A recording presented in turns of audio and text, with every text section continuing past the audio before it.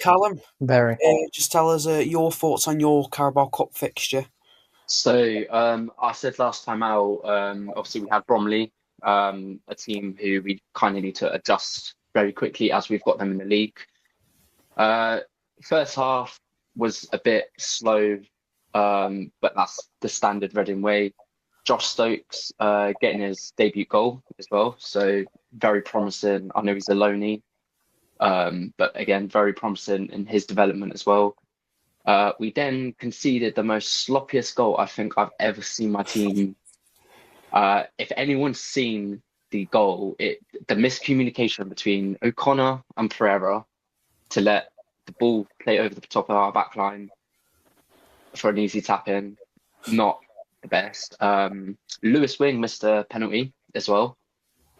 He hit the post, redeemed himself in the penalty shootout, which we then won.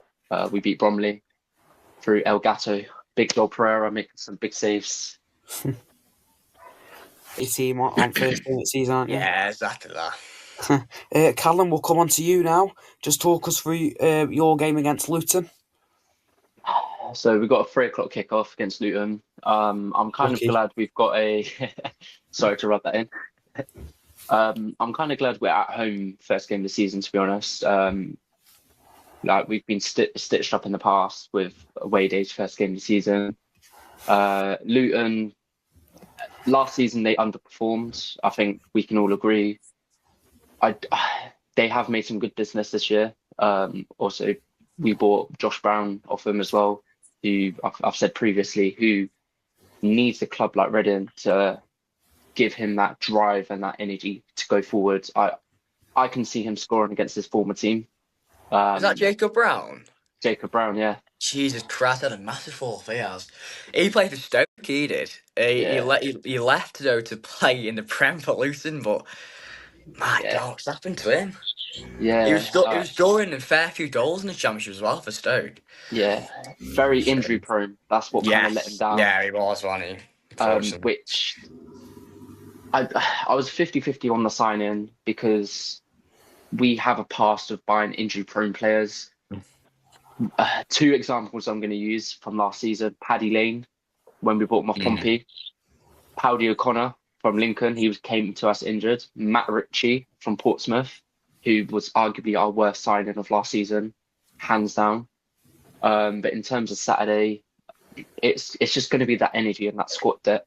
Because is it Jack Wilshere manager now, or is that Jacob Ramsey? Yeah, Jack Wilshere. Jack Wilshere, Jack Wilshere has learned under the best managers in world football, and him being in that Arsenal setup, he will try and introduce some of those football philosophy. You know what I'm trying to say, into Luton. So I'm still going to back my boys. I'm going to go 2-1, but Luton score first. Ooh, fair enough. Should be a good game, that one. Yeah. Alfie, will come well.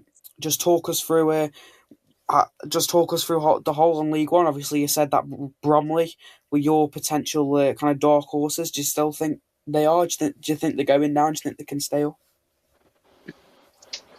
Bro, I might have to change after watching Bromley play. I'm not going to write them off completely because it's the first round of the cup. New players coming in, new tactics coming in. So I'm not going to write Bromley off, but I might throw Notts County as my other dark horse. So a second dark horse. I'm still sticking with my guns with the teams to go down: Burton, Cambridge, and who did I say? Burton, Cambridge, and Wimbledon. MK Dons or Wimbledon. Oh, it's 4 in this week. Oh yeah, there you go. Even better. I said last time, I know it was a very bold statement, but there were some questionable predictions last time out.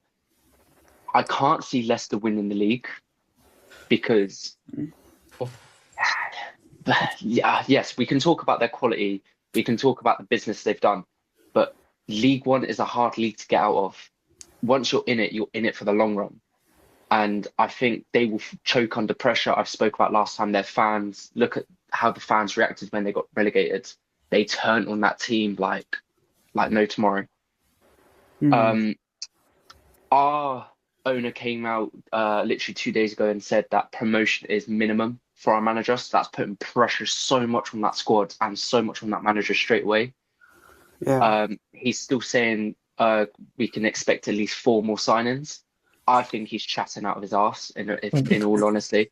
We've got less than 2 weeks left, and we're in the same position as Noel Hunt was last season. With Richardson as well. Again, I was 50-50 on that appointment last season. He had a shocking last 6 games of the season. I think we only won 1 out of 6, getting draws to Huddersfield, losing to Barnsley. Yeah, I just don't know. If we don't recruit, we can kiss goodbye to playoffs and kiss goodbye to even being top half of that table. But I would be content with like an 8th finish, I think. So is that where you're going then as a prediction, 8th? I'm going 8th. Obviously anything can happen. I'm going to say 8th, maybe the last playoff place. But again, that's me being optimistic because I'll keep it real. Fair enough. Obviously you don't think Leicester will finish first. Who do you think will finish first then? In all honesty, so out of the ones that I think we said last time, I'm not going to throw Stockport into that conversation. They belong nowhere near playoffs.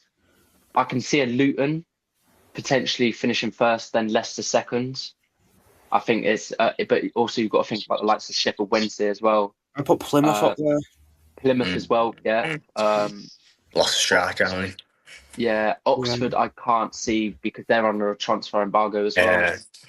So, which I'm more than happy enough with. I know they're rivals, but we've been in that situation before and we got absolutely slated online by Oxford fans. So I have no empathy towards them.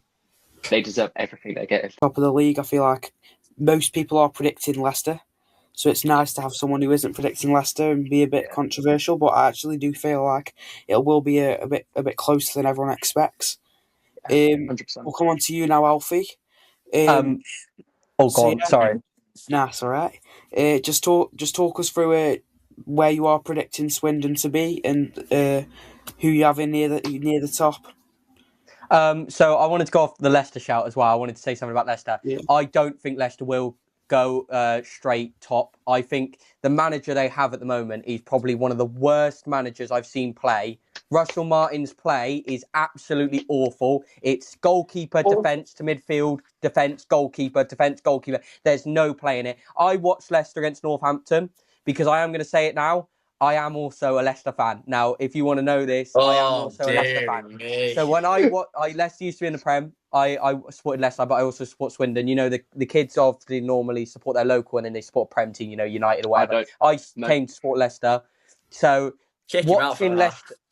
So I'm sorry for that. That is awful, I know. But watching Leicester at the moment with Russell Martin, he is probably one of the worst. To see how his football play is terrible. He needs to switch it. And I think the only way Leicester actually go up is if mid-season or something at the start change the manager, because I think the manager is awful. I think he's one of the worst. I think at Southampton he was shocking.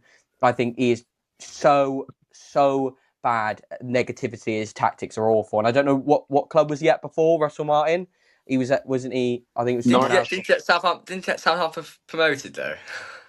But I thought still his play, how he played, he was awful. It's just genuinely terrible football watching him play. Against Northampton, with that Leicester side, you would expect to go and batter Northampton out there, go and batter them. But instead, I listened to all the Leicester fans, how boring the play was, the style of play, and it was terrible to watch. And I'm not really happy. I will say as well, I think Will still, obviously I know we like to talk about him. I think he done a better job at Southampton than Russell Martin, in my opinion. Will Still? No, not Will Still. What's his name? Will, the guy that played Football Manager, innit? Yeah, I think that's Will Still. Yeah, Will Still. Oh, yeah. I can't believe he still got the job. They're not in a relegation zone with him. But it's more exciting football. Yeah, exactly. I can't stand his play of football. It's just terrible. It's terrible, isn't it? I want Vale. I do want Vale moved up. What? I feel like Vale need to be moved up. No, I think it needs to be down. I think, let's be honest, every fans that go to away games are a lot better than they are at home. Yeah, Let's be honest. nowadays home fans are rubbish. No, they are really bad. It's always away Oh my fans God. now, which When we went to Cardiff had one stand open, and we had like the same amount of fans in our away end. They than always did do in that. Yeah, Well, they were yeah. shocking. Yeah. They had no noise. It was awful. Even when they celebrated, it was terrible. And When we had we like had when we played cup games, we only opened half like the stand because same as us. I don't really get the point of having a full stadium because no one will do. Anyway, no, true. Yeah, I feel like in terms of the away fans, I feel like if we were just going off away fans, I feel like some of these clubs will be way higher up. yeah. Oh yeah. Maybe we should do an away one, mate. Yeah. One Because for me, I would put Reading in great if it was just away fans. But obviously, I feel like the home fans just let them down a little bit. But I feel like Reading. Are we happy to put Reading maybe in good and the lower end of good? I think I'd keep him top of average. I would for the time being. Yeah. I do want Vale moved up. No, I'm not gonna lie. I know we're all gonna say this. We all want our clubs moved up, but I genuinely think Swindon needs to be moved up. Our home fan base I are like decent. Swindon fans. And what? Sorry. Have you sold 4,000 for the whole stadium or? Yeah, the whole stadium. Yeah. I will say, when we played Swindon last year, their home fans were good. I always see good home fans. Yeah. As much as I don't want to say it, obviously they went quiet after we obviously scored the first two, but they were still singing. And I will, as much as I don't want to admit it, they are good at home. But that's only one instance I've seen. Yeah. When you guys came to us when we beat you 5-1, it was a pin drop central. So yeah, comparing the two, I feel like when Swindon have come to us, I feel like I was disappointed, especially in the playoff final. I thought obviously it was a good atmosphere. That's true. Actually, I was watching that game as well. There was empty seats. Yeah. You know, it was like what? How many did you sell? Like that was like 4 years they won it. It was about 4 years there. A lot of things changed. Yeah, they have, to be fair. But obviously, I've seen Swindon. Obviously, when was it? I think I only saw them that season. When we went away to them as well.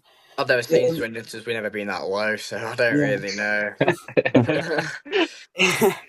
We bring the numbers at home, and for the big games, atmosphere can be decent. But when it comes to lower teams, like 23,000 last season. But you got to think, Stoke is a football community as well. Yeah. Places like Reading, places like, I'm going to say it, Portland, football based like Sunderland.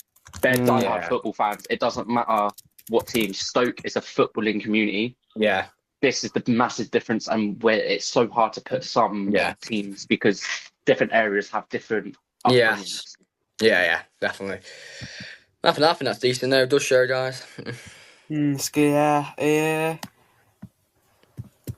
Oh, still don't want Swindon all the way up there. Can I ask you lot a genuine question before we finish? Go on. Where do you stand with e-tickets? Oh, right. I personally, I love a match ticket. Having that match ticket is amazing. Yeah. It brings nostalgia to it. It's amazing. But at the same time, I think e-tickets are just easier. Probably are. I think I'll just having them on there. Because if you lose your match ticket and it's only match tickets, you're fucked. This e-ticket is staying on that phone. You know what I mean? Unless your phone dies. But you know what I mean? I love a match ticket. I think a match ticket's great. But I would rather have an e-ticket nowadays. I'm sorry, that's all I'm saying. It just shows you the world. It shows you the world changing now, and it always. It's like Because we've moved to an e-ticketing system. I don't like it personally, but what I feel bad for the old people today that have fucking phones. Yeah. They're still on their fucking phones. Like, how the fuck do you do this? I know, fucking blast them. Oh, God. They've got Snake on the phone, like, what's going on here? What do I do? How do I scan? He has to open it up like this. He has to, hello? Like, you know what I mean? There's no hope for them. The satellite sticks, they're like, yeah, they still got the antennas on the boxes on the TVs as well. Square like that. No. Mason just put in the chat, Swindon's average 8,434 last season, Vale 7,200. Who's got better fans, Mason? We're in League Yeah. One. Probably, Yeah, I would say League One. 9,000 for Swindon. no, probably we were bottom of the league for about Yeah, but 7 who months. cares, mate? You We were League One. bottom of the league for about 7 months. You're We were about League One. 15. We were about Star Sports is fucking Yeah. shit. That's I what I'm think saying. one question, obviously, we definitely won't have time for it today, but what do you guys think of expanding National League? That has to be the question for next week. I think. Yeah. We'll get that. What Yeah. the top two and stuff? So expanding it so more teams come up, more teams go down. Yes, yeah. Oh yeah. I don't think is it 2 teams that go up in it? No, or 1 or 2. It's one. Yeah. It's only one. So one up in the playoffs, only one win the league because Rochdale That is finished woke. Yeah, I don't like second. that. Oh God. Yeah, especially on Yeah. 100 points. That is Oh terrible. Yeah, no. God. They I both know. deserve Yeah. that. The fact that they Yes. both did go I'm up happy in the they end. both went up. Yeah. Yeah. So we'll leave it for that. We'll leave it at that tonight. Do you want to go Callum? first, or should Yeah, I'll go first. Best away day was probably one of my first ones. I'm not going to add the Carlisle one. So went up to Blackpool away. First time we got relegated from the Championship. So it was under I want to say not Panovic, not Ruben Sellers. It was anyway that era. And me and my mates went up the night before. I hadn't turned 18 yet. We stayed overnight in Blackpool, and there was a festival going on. So even before the football even started, getting absolutely slashed from Blackpool Pleasure Beach, which was always a fun experience. Went to the game, and I believe we lost 1-0. Nesta Guinness-Walker had a stinker at left back, and then he ended up being somehow so good. So that, just based on that experience, still best away day. Worst one, has to be either Barnsley last season or Wigan last season. It was just so dreadful on our part as well. There was no atmosphere. You could hear the birds, and while the game was going on, I'm pretty sure I heard the Barnsley players shouting at each other. That's how quiet Barnsley was, and it was horrific. Fair enough. So poor. I can remember when we beat Reading 4-0 a couple seasons ago. All right, we don't talk about that still. All right. Yeah, Sheffield We'll go on United. to Alfie now then. 4-1 to Sheffield United. do you want me to- Worst. So Worst my away day. worst. Should I